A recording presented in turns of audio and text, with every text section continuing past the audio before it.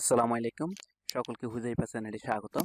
প্রিয় শিক্ষার্থী বন্ধুরা, আজকে আমরা ষষ্ঠ শ্রেণীর বিভাজ্যতা নিয়ে আলোচনা করব। পূর্বে আমরা ষষ্ঠ শ্রেণীর বিভিন্ন অধ্যায় নিয়ে আলোচনা করেছি, সেগুলো তোমরা না দেখে থাকলে উপরে আই বাটনে ক্লিক করে দেখে আসতে পারো। তো চলো আজকের আলোচনা শুরু করি। বিভাজ্যতা। বিভাজ্যতা কি?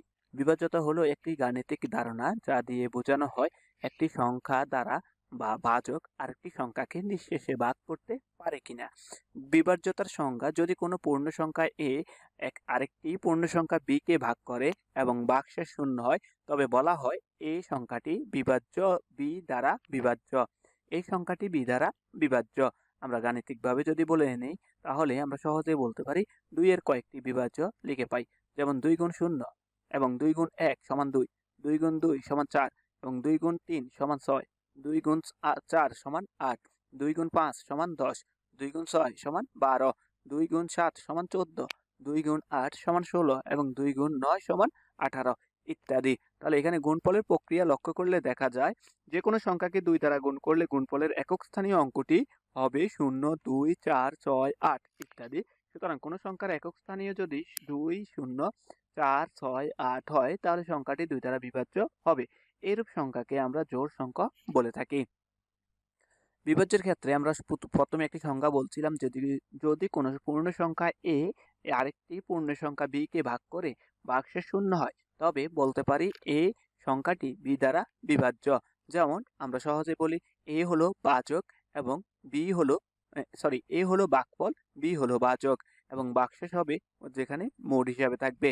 অতএব উদাহরণ যদি আমরা একটি দেখি, যে 12 এবং 4, 12 কে ভাগ করলে পাওয়া যায় 3 এবং ভাগশেষ শূন্য, তাহলে 12 এর 4 দ্বারা বিভাজ্য। এবং 15 এবং 7, 15 কে যদি ভাগ করি 7 দ্বারা, তাহলে ভাগশেষ থাকে 1 এবং ভাগফল হয় 2, তাই 15 হলো 7 দ্বারা বিভাজ্য নয়। যদি আমাদের ভাগশেষ থাকে, সেখানে কোনো বিভাজ্য হবে না। অতএব আমরা সহজে বলতে পারি কোনো সংখ্যার একক স্থানীয় অঙ্কটি শূন্য, অর্থাৎ জোড় সংখ্যা হলে প্রদত্ত সংখ্যাটি 2 দ্বারা বিভাজ্য হবে। বিভাজ্যতার কিছু নিয়মও দেখে নিই আমরা। বিভাজ্যতার নিয়ম বলা যায়, সংখ্যার দ্রুত বিভাজ্যতা নির্ধারণ করতে কিছু নির্দিষ্ট নিয়ম রয়েছে।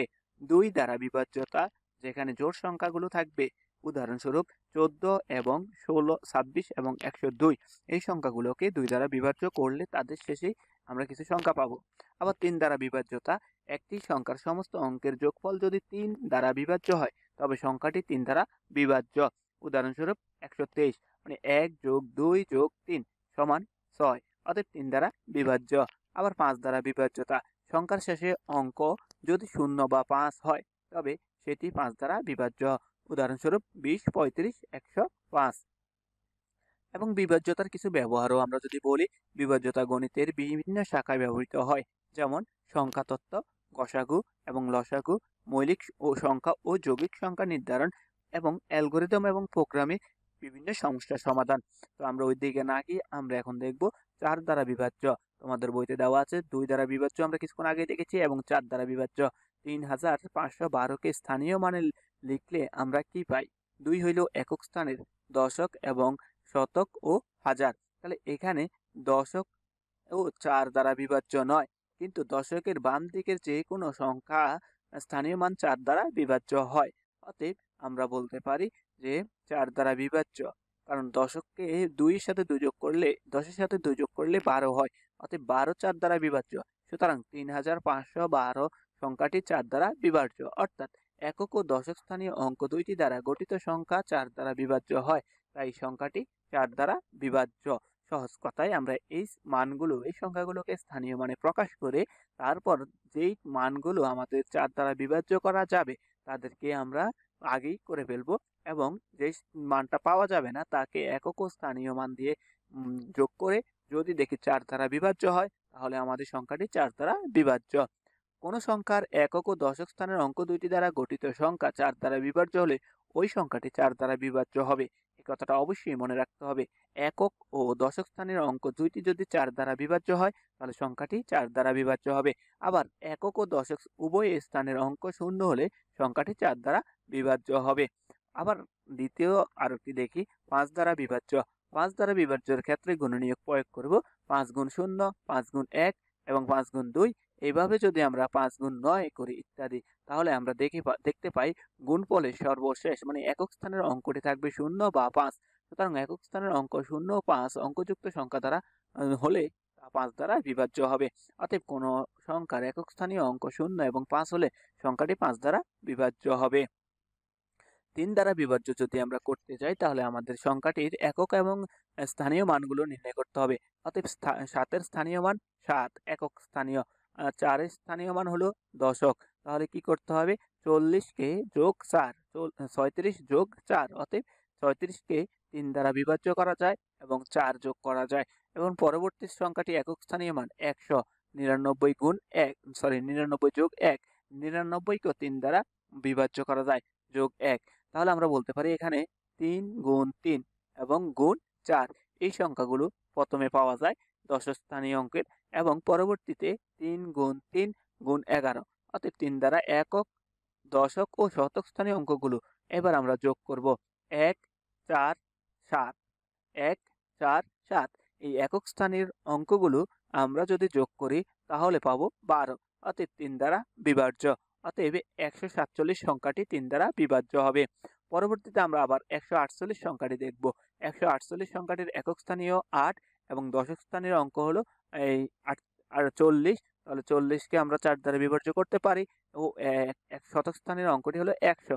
100কে আমরা 3 দ্বারা বিভাজ্য করতে পারি ঠিক পূর্বের অঙ্কের মতোই। তাহলে আমরা দেখি 1 4 8 এই সংখ্যাগুলোর যোগফল, একক স্থানীয় সংখ্যাগুলোর যোগফল আমাদের হলো টোটাল 13। তাহলে 13কে 3 দ্বারা বিভাজ্য করা যায় না, তাই 148কে 3 দ্বারা বিভাজ্য নয়। কোন সংখ্যার অঙ্কগুলো যোগফল 3 দ্বারা বিভাজ্য হলে ওই সংখ্যাটি 3 দ্বারা বিভাজ্য হবে, কিন্তু যোগফল করার পরে 3 দ্বারা বিভাজ্য হয় নাই, তাই সেই সংখ্যাটা 3 দ্বারা বিভাজ্য নয়। উপরে আমরা দেখেছি 147কে একক স্থানীয় অঙ্কগুলো যোগ করলে পাওয়া গেছে 3 দ্বারা বিভাজ্য হয়, তাই ওটা 3 দ্বারা বিভাজ্য। কিন্তু 148 এর ক্ষেত্রে একক স্থানীয় অঙ্কগুলো 3 দ্বারা বিভাজ্য হয় নাই বিধায় তা 3 দ্বারা বিভাজ্য নয়। কোন সংখ্যার অঙ্কগুলো যোগফল 3 বিভাজ্য হলে ওই সংখ্যাটি 3 দ্বারা বিভাজ্য। 6 দ্বারা বিভাজ্য যদি বলি, কোন সংখ্যা যদি 2 ও 3 দ্বারা বিভাজ্য হলে সংখ্যাটি 6 দ্বারাও বিভাজ্য হবে, কারণ 2 ও 3 এর গুণফল 6। আবার 9 দ্বারা বিভাজ্যের ক্ষেত্রে আমরা সংখ্যাটি দেখব 378। 378 সংখ্যার 8 হলো একক স্থানীয় অঙ্ক 8 এবং দশক স্থানীয় অঙ্কের মান হলো 7 70, অতএব 63 যোগ 7, অতএব 7 গুণ 9 যোগ 7 এবং শতক স্থানের অঙ্কটি হলো 3, তাহলে 300। 300কে আমরা ঠিক এভাবেই গুণ করলে লিখতে পাই, যোগ করলে দেখা যায় 3 থাকে। তাহলে এই সর্বশেষের সংখ্যাগুলো আমরা যোগ করব 10 18। 18 যে সংখ্যাটি পাওয়া যাবে সেই সংখ্যাটি 9 দ্বারা বিভাজ্য হয়, অতএব 378 সংখ্যাটি 9 দ্বারা বিভাজ্য। তাই কোনো সংখ্যার অঙ্কগুলোর যোগফল যদি 9 হয় তাহলে প্রদত্ত সংখ্যাটি 9 দ্বারা বিভাজ্য। আশা করি বুঝতে পেরেছো। এখন তোমরা এই কাজটি করে নেবে। 3 বা 4 5 অঙ্ক বিশিষ্ট 3 ও 9 দ্বারা বিভাজ্য সংখ্যা লিখো। যে সংখ্যাগুলো 3 ও 9 দ্বারা বিভাজ্য করা যাবে সেই সংখ্যাগুলো লিখবে এবং আমরা তোমাদের জন্য সমাধান নিয়ে আসবো পরবর্তী। আজকে এই পর্যন্তই। পরবর্তী ভিডিওর জন্য সকলেই ভালো থাকবে।